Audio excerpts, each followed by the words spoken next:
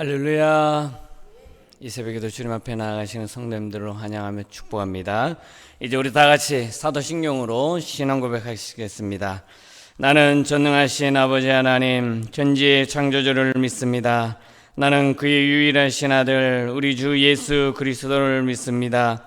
그는 성령으로 잉태되어 동정녀 마리아에게서 나시고 본디오 빌라도에게 고난을 받아 십자가에 못 박혀 죽으시고 장사된 지 사흘 만에 죽은 자 가운데서 다시 살아나셨으며 하늘에 오르시어 전능하신 아버지 하나님 우편에 앉아 계시다가 거기로부터 살아있는 자와 죽은 자를 심판하러 오십니다.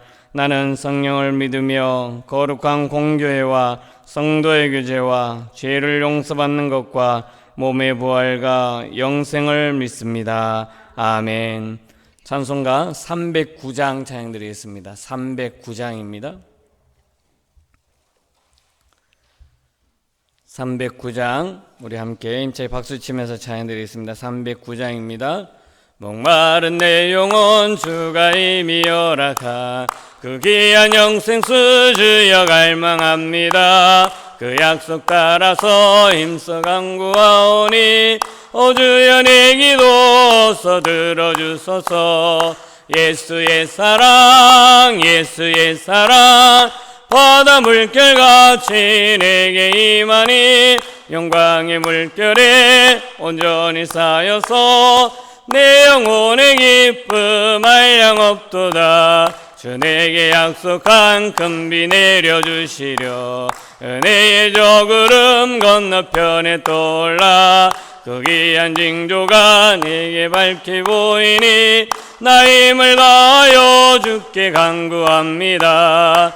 예수의 사랑 예수의 사랑 바다 물결같이 내게 임하니 영광의 물결에 온전히 쌓여서 내 영혼의 기쁨 한량없도다. 은혜의 소낙비 지금 흑적이 내려 구원의 큰 강물 흘러차고 넘쳐서 내 추한 모든 죄 모두 씻어버리니 나 지금 은혜를 충만하게 받았네. 예수의 사랑 예수의 사랑 바다 물결같이 내게 임하니 영광의 물결에 온전히 쌓여서 내 영혼의 기쁨 한량없도다. 그 차가 넘치는 주의 은혜의 물결 힘차게 밀려와 내게 만족합니다. 오 할렐루야로 주를 찬송하오니 내 마음의 기쁨이 항상 충만함이라. 예수의 사랑 예수의 사랑 바다 물결같이 내게 임하니 영광의 물결에 온전히 쌓여서 내 영혼의 기쁨 한량없도다. 아멘. 오늘 우리 주신 하나님의 말씀은 열왕기하 25장 22절부터 마지막 30절까지의 말씀을 보겠습니다. 열왕기하 25장 22절부터 마지막 30절까지 우리 한 절씩 교도하시고 마지막 절은 합독하겠습니다.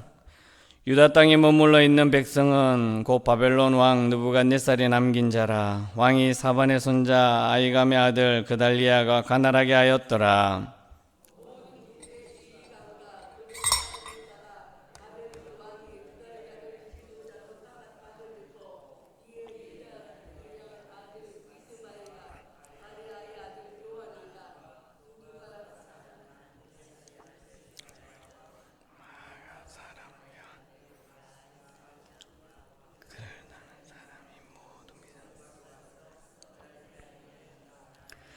그달리아가 그들과 그를 따르는 군사들에게 맹세하여 이르되 너희는 갈대아인을 섬기기를 두려워하지 말고 이 땅에 살며 바벨론 왕을 섬기라. 그리하면 너희가 평안하리라 하니라.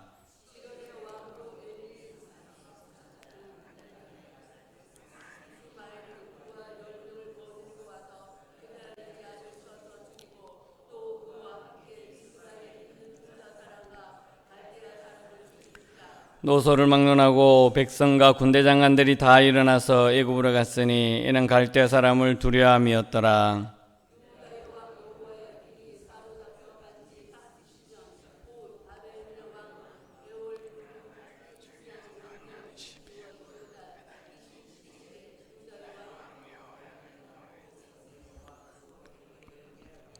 그에게 좋게 말하고 그의 지위를 바벨론에 그와 함께 있는 모든 왕의 지위보다 높이고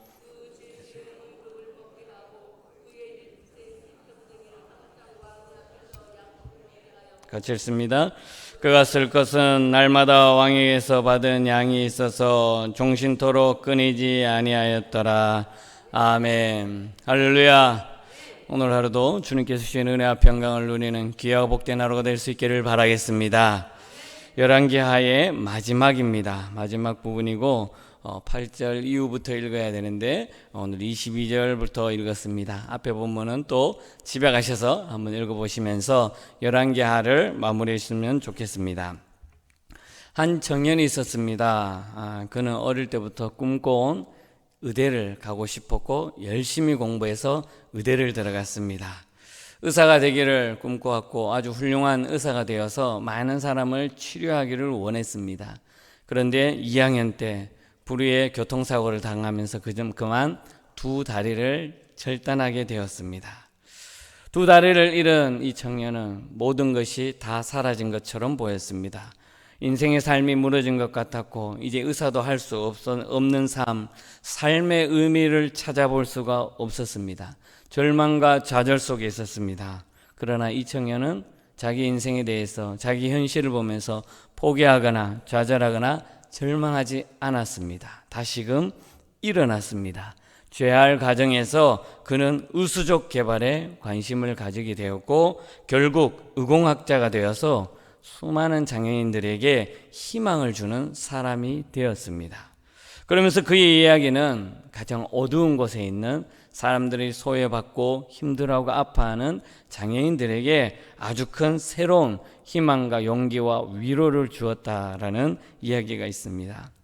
오늘 본문의 내용도 어쩌면 이와 같을 것입니다. 25장 8절부터 30절의 말씀을 통해서 절망 가운데 있고 좌절 가운데 있고 모든 것을 포기하고 있었던 이스라엘 백성들, 하나님께서 택한 그 백성들에게 하나님께서는 버리시지 아니하시고 또 내버려 두시지 아니고 그 삶을 통해서 다시금 하나님께서 희망을 주시고 용기를 주시고 다시금 일어설 수 있는 그 비전과 꿈을 주는 것을 오늘 말씀을 통해서 함께 나누도록 하겠습니다.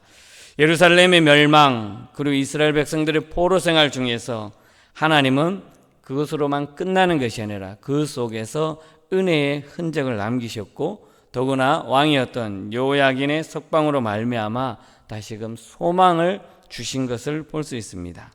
어쩌면 우리의 삶에서도 마찬가지입니다. 지금 힘들고 어려운 상황 속에 있었고 때로는 또 좌절과 아픔 속에 있을지라도 하나님은 그 속에서 희망을 주셨고 작은 씨앗을 남겨주시면서 그 싹을 틔우면서 다시금 우리에게 꿈과 희망과 비전을 주신다라는 것을 우리에게 말씀해 주고 있는 것입니다. 먼저 8절부터 10절의 말씀을 보게 되면 바벨론 느부갓네살 왕의 군대장관 느부사라단이 예루살렘에 와서 성전과 왕궁 그리고 모든 귀한 건물들을 다 불사르고 성벽을 다 헐어버리는 장면으로부터 시작합니다. 이스라엘 백성들은 그야말로 절망의 순간이었습니다. 좌절의 순간이었습니다. 나라가 망하고 성전이 망하고 모든 것들이 다 사로잡혀가고 심지어 백성들까지도 포로로 끌려가는 그런 상황 속에 놓이게 되었다라는 것입니다. 신앙뿐만 아니라 삶의 모든 것이 다 무너지고 인생의 끝을 경험하게 되었다라는 것입니다. 겨우 목숨 하나 연병하고 목숨이 붙어 있어도 포로로 다 끌려가고 정말 고통과 절망 속에 놓여 있는 이스라엘의 백성들의 모습을 보여주고 있는 것입니다. 우리의 삶에서도 때론 이와 같을 것입니다. 절망의 순간들이 찾아올 때가 있다라는 것이죠. 가정에 경제적으로 어려움을 겪는다든지 아니면 사랑하는 일을 먼저 보낸다든지 아니면 내 꿈의 미래가 다 무너진다라든지 심지어 건강을 잃어서 내가 하고 싶거나 내가 움직이고 싶거나 내가 걸어갈 수도 없는 그런 삶의 모습을조차도 내 앞에 놓일 수 있다라는 것입니다. 그런데 그것은 그러한 모습으로 끝나는 것이 아니라는 것입니다. 하나님은 우리를 택하 주셨고 어떤 상황 속에서 하나님의 자녀로 삼아 주셨고 하나님께서 우리를 통해서 이루어 가야 할 그 모습들이 우리에게 있다는 것입니다. 단지 내 앞에 놓여 있는 절망과 아픔과 고통으로 인해서 모든 것이 끝났다고만 생각할 수 없는 우리의 현실이라는 것입니다. 세상의 많은 사람들은 내 앞에 놓여 있는 이 현실과 모습을 보면서 절망하고 좌절하고 모든 것을 포기할 것입니다. 그러나 하나님을 믿고 예수 그리스도의 자녀가 된 우리들은 내 앞에 놓여 있는 문제와 현실만 보면서 그것을 포기하는 것이 아니라 그것을 다스리는 하나님을 발견할 수 있는 믿음이 우리 속에 있다는 것을 믿으시길 바라겠습니다. 이스라엘 백성들 절망 중에 있었고 좌절 가운데 있었고 모든 것이 다 삶의 포기에 놓여 있을지라도 하나님은 그 절망 중에서도 은혜의 흔적을 남기셨음을 볼 수 있습니다. 남겨진 자들로 인하여 하나님의 은혜가 다시 싹을 틔우게 되는 것을 볼 수 있습니다. 그것이 11절과 12절 말씀입니다. 느부사라단이 백성의 대부분을 다 포로로 끌려갔습니다. 그런데 가난한 자들 중에서 얼마를 남겨두었고 그 남겨진 사람들을 통해서 이스라엘의 포도원과 밭을 가꾸게 했다는 기록이 담겨져 있습니다. 얼핏 보면 아무 의미가 없는 것 같습니다. 가난한 자들을 그냥 이스라엘 땅에 내버려 두었습니다. 힘없고 아무 능력이 없고 보잘것없는 사람들을 그냥 이스라엘에 내버려 두고 학식 있고 똑똑하고 능력 있고 지혜 있는 사람들은 다 포로로 끌려갔습니다. 인생의 모습에서 그냥 세상의 눈으로 봤을 때는 아무것도 보잘것없는 그런 모습입니다. 그러나 하나님께서는 그런 사람들을 통해서 다시금 희망을 주시고 용기를 주신다라는 것을 말씀해 주고 있습니다. 하나님의 은혜가 여전히 남은 자들로부터 시작되고 있다는 것을 보여주는 증거라는 것입니다. 세상 사람들은 아이고 가난한 자들이 뭘 하겠어, 힘없는 자들이 뭘 하겠어, 그저 포도밭이나 무화과 잎을 관리하고 가꾸는 그런 수준밖에 되지 않을 거야 라고 세상 사람들은 그렇게 비칠지라도 하나님께서는 그들을 통해서 다시금 희망을 주시고 용기를 주시고 이스라엘의 회복을 주신다는 것을 믿으시기를 바라겠습니다. 완전한 멸망 가운데 있는 그 이스라엘 백성들, 그러나 하나님께서는 그들을 통해서 또 소망의 불씨를 남겨주셨다라는 것입니다. 예레미야 29장 11절에 이렇게 말씀합니다. 너희를 향한 나의 생각을 내가 아나니 평안이요 재앙이 아니니라. 너희에게 미래와 희망을 주려 하는 나의 생각이니라 하고 말씀하고 있습니다. 하나님은 우리가 생각할 수 없는 그 놀라운 은혜와 비전을 우리에게 보여주고 계신 분이라는 것입니다. 어떠한 상황 속에 있을지라도 하나님께서 우리를 택해 주신 그 은혜로 말미암아 하나님께서는 어떤 상황 속에 있든 우리의 삶을 하나님께서 책임져 주신다라는 것을 믿으시길 바라겠습니다. 그것이 바로 하나님의 은혜라는 것입니다. 그 작은 은혜의 흔적들을 발견하고 우리의 삶에서 감사할 줄 아는 믿음의 자녀들이 될 수 있기를 바라겠습니다. 마지막으로 이스라엘 백성들에게 주는 모습을 보게 되면 이제 희망과 그 용기와 그리고 다시금 이스라엘의 회복을 말씀을 통해서 보게 되는 것을 말씀해 주고 있습니다. 특별히 놀라운 반전을 우리에게 허락해 주고 있습니다. 바벨론의 포로로 잡혀간 유다의 왕 여호야긴 왕, 이 왕이 37년 만에 석방되는 것으로 끝나는 것이 아니라 그 석방된과 동시에 바벨론에서 다른 왕들과 비교했을 때 더 높임을 받는 놀라운 은혜를 경험하게 되는 것을 보여주고 있습니다. 여호야긴의 석방은 단순한 한 개인의 운명의 삶이 아니라는 것입니다. 하나님의 언약이 유효할 뿐만 아니라 다윗의 자손을 통해서 구원을 이루시겠다고 하시는 하나님의 약속이 살아있음을 보여주는 의미가 담겨져 있는 것입니다. 단순하게 37년 동안 감옥에 갇혀 있었다가 나와서 석방되어서 그냥 왕이 누리는 것처럼 편안하게 누리는 것처럼 보이지만 그 모습은 하나님의 언약의 말씀을 이루어 주셨고 또 하나님께서 다윗과 약속을 통해서 다윗의 자손들에게 주시는 하나님의 약속, 그 약속이 이어짐을 보여주고 있는 것입니다. 이처럼 하나님은 우리가 예상하지도 못하고 우리가 상상하지도 못하는 그런 상황 속에 있을지라도 희망을 주시는 분이라는 것입니다. 때로는 시간이 오래 걸릴 수도 있습니다. 우리가 생각하지 못한 시간이 오래 걸릴 수도 있고, 때로는 그 시간이 언제가 될지 모르지만 하나님의 약속, 하나님과 맺은 그 언약은 분명히 그리고 반드시 이루어진다라는 것을 믿으시기를 바라겠습니다. 오늘 이 말씀을 통해서 우리에게 주는 교훈이 있습니다. 그것은 바로 우리가 인내해야 한다라는 것입니다. 때론 내 삶이 힘들고 좌절과 절망 속에 있을지라도 하나님께서 택한 백성들은 어떠한 상황 속에서도 하나님께서 끝까지 책임져 주신다라는 것을 믿으시길 바라겠습니다. 그 믿음으로 말미암아 참고 견디고 인내하는 삶을 살아갈 수 있기를 바라겠습니다. 히브리서 10장 36절에 이렇게 말씀합니다. 너희에게 인내가 필요함은 너희가 하나님의 뜻을 행한 후에 약속을 받기 위함이라. 아멘. 이렇게 말씀하고 있습니다. 우리에게 인내가 필요한 것은 하나님의 뜻을 행한 이후에 하나님과의 그 약속을 내가 받기 위해서 인내하고 참고 기다려야 한다라고 분명히 말씀하고 있는 것입니다. 두 번째로 오늘 말씀을 통해서 우리에게 주는 교훈은 하나님을 전적으로 신뢰해야 된다라고 말씀하는 것입니다. 모든 것이 무너진 상황 같습니다. 절망과 좌절과 포기의 상황 속에 놓여 있습니다.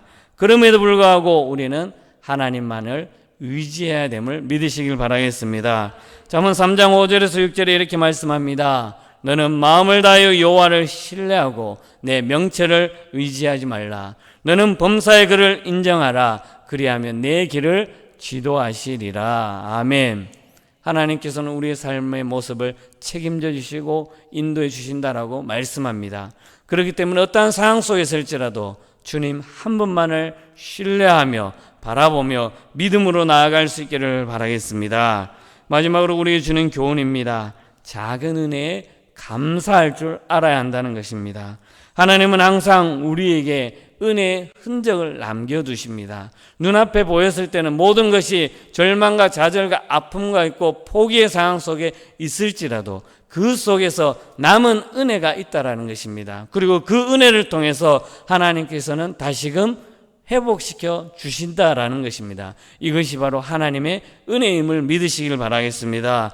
무엇보다 나에게 있는 이 작은 희망, 작은 은혜를 기억하면서 하나님께서 나를 통해서 다시금 역사하실 놀라운 그 은혜를 바라보면서 믿음으로 나아갈 수 있기를 바라겠습니다. 작은 은혜를 발견하고 또 그 속에서 시간은 길지라도 감사하며 인내하며 하나님만을 전적으로 신뢰하며 나아가는 우리의 삶이 될 수 있기를 바라겠습니다. 오늘 하루의 삶을 살아갑니다. 어떤 상황이 나의 앞에 놓여질지 아무도 모릅니다.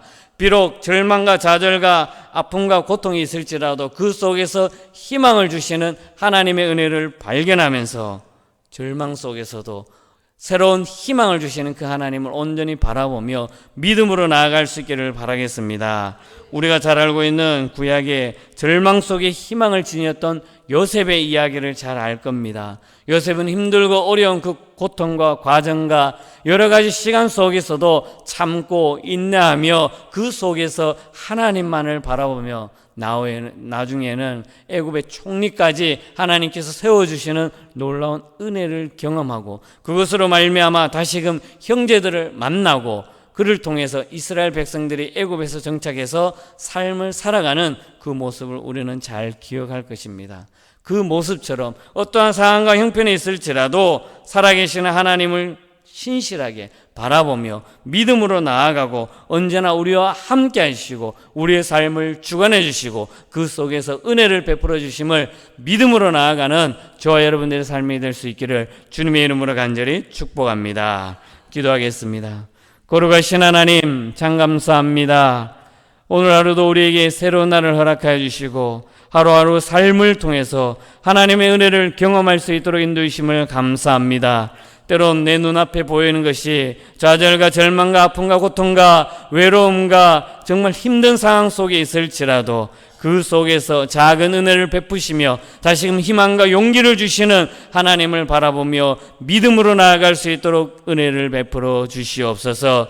특별히 육체적인 어려움과 아픔과 고통 가운데 있는 자들에게 하나님 위로하여 주시고 새 힘을 주시고 용기를 주시고 회복시켜 주셔서 온전히 하나님께서 베풀어 주시는 놀라운 은혜를 경험하는 귀한 삶을 살아갈 수 있도록 인도하여 주시옵소서. 특별히 오늘 노예 가운데 있습니다. 우리 김지훈 전사님 목사 안수를 받습니다. 하나님의 놀라운 은혜를 경험하게 해주시고 지금부터 하나님의 사역을 잘 감당하며 더욱더 은혜를 베푸며 나아갈 수 있도록 인도하여 주시옵소서. 하나님 아버지, 중보기도도 있고 수요 기도에도 주님 앞에 나아갑니다. 성령 하나님, 오늘의 모든 일정 가운데 하나님께서 베풀어 주신 놀라운 은혜를 경험하는 귀하고 복된 하루가 될 수 있도록 인도하여 주시옵소서. 감사드리며 사랑이 많으신 예수님의 이름으로 기도드리옵나이다. 아멘. 하늘에 계신 우리 아버지, 아버지의 이름을 거룩하게 하시며 아버지의 나라가 오게 하시며 아버지의 뜻이 하늘에서와 같이 땅에서도 이루어지게 하소서. 오늘 우리에게 일용할 양식을 주시고 우리가 우리에게 잘못한 사람을 용서해 준 것 같이 우리 죄를 용서하여 주시고 우리를 시험에 빠지지 않게 하시고 악에서 구하소서. 나라와 권능과 영광이 영원히 아버지의 것입니다. 아멘.